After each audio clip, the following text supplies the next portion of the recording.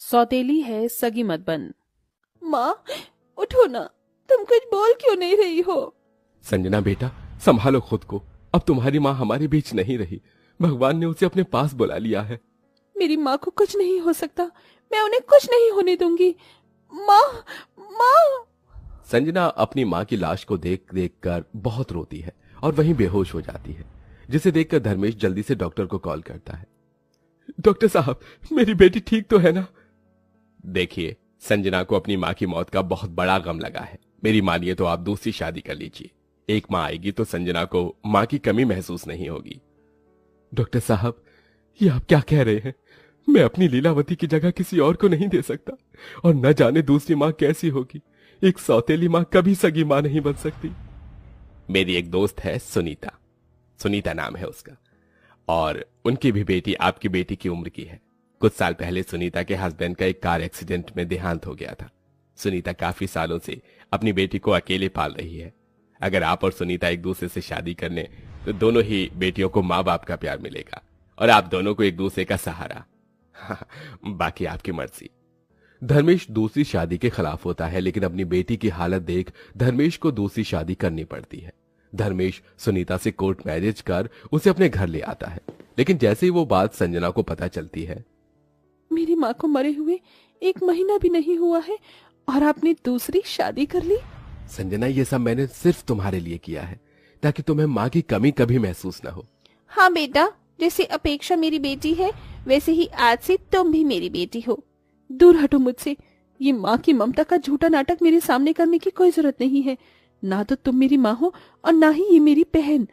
संजना सुनीता और उसकी बेटी अपेक्षा से सख्त नफरत करती थी, लेकिन वहीं सुनीता और अपेक्षा दोनों ही संजना से बहुत प्यार करते थे। लेकिन संजना के लिए ये सब झूठ था।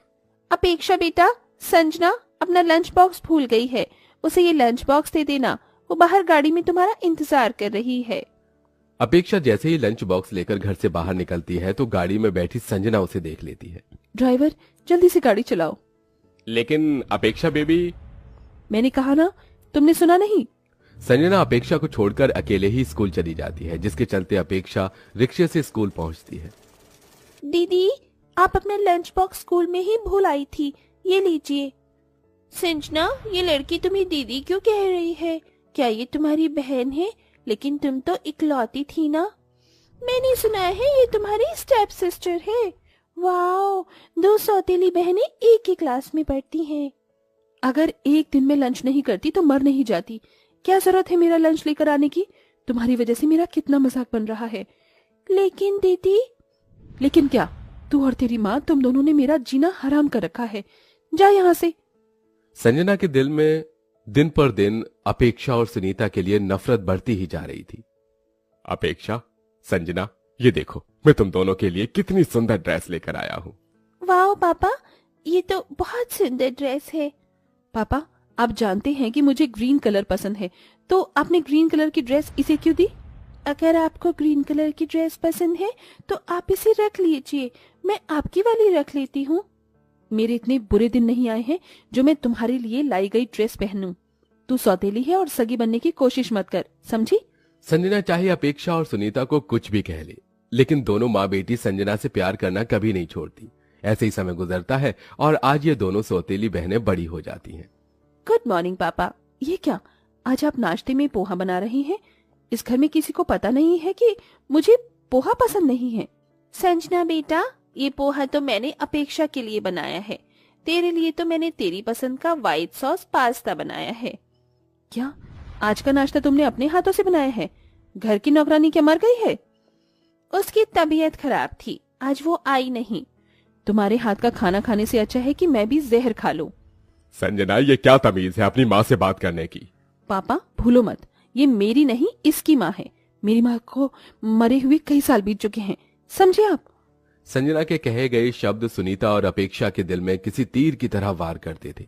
धर्मेश के लाख समझाने पर भी संजना के दिल में ना ही तो अपनी सौतेली माँ के लिए प्यार जागा और ना ही सौतेली बहन के लिए। ओह शिट, भगवान, ये मैंने क्या कर दिया? मेरी स्कूटी से संजना दीदी के कार पर स्क्रैच लग गया। अगर उन्होंने ये देख लिया तो मेरी तो खैर नहीं। अपेक्षा इतना कह ही रही होती है कि तभी वहां संजना आ जाती है। ओह माय गॉड, अपेक्षा, तू मुझसे इतना चिढ़ती है कि मुझे नहीं पता था। तूने अपनी स्कूटी से मेरी इतनी महंगी गाड़ी पर स्क्रैच मार दिया। अगर तुझे भी गाड़ी चाहिए थी तो पापा से मांग लेती, जैसे बचपन में तूने मेरी हर चीज उनसे मांगी है। ये भी तुझे तेरी माँ ने ही बोला होगा।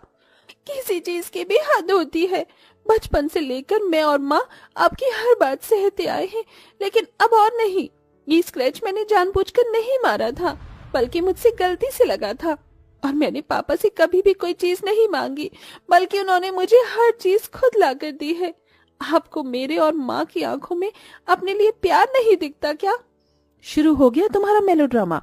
अपने ये मगरमच्छ के झूठे आंसू उसे दिखाना जो तुम्हें जानता नहीं। ये सब मुझे मत दिखाओ। अपेक्षा और सुनीता दोनों हिम्मत हार चुकी थी। उनकी लाख कोशिशों के बाद भी संजना उनसे सख्त खिलाफ थी। इसलिए धर्मेश अब एक बहुत बड़ा कदम उठाता है। क्या आप 100% श्योर हैं? अरे मैंने कभी सोचा नहीं था कि मैं ऐसा करूंगा, लेकिन हालातों ने मुझे मजबूर कर दिया है।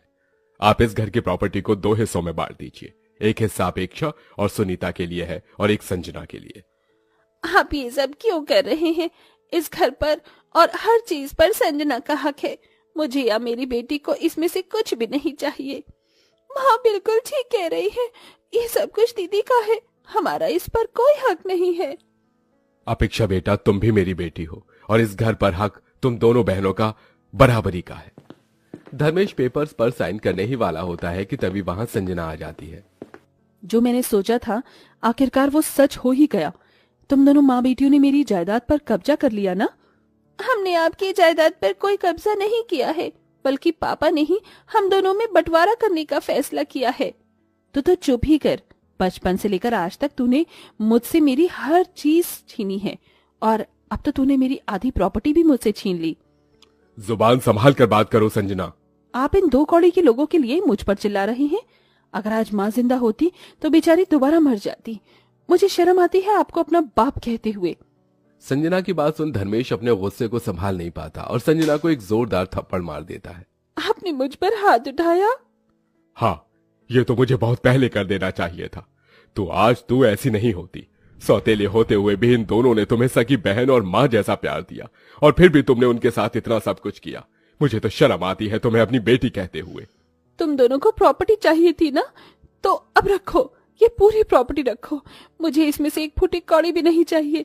जा रही हूँ मैं हमेशा हमेशा के लिए।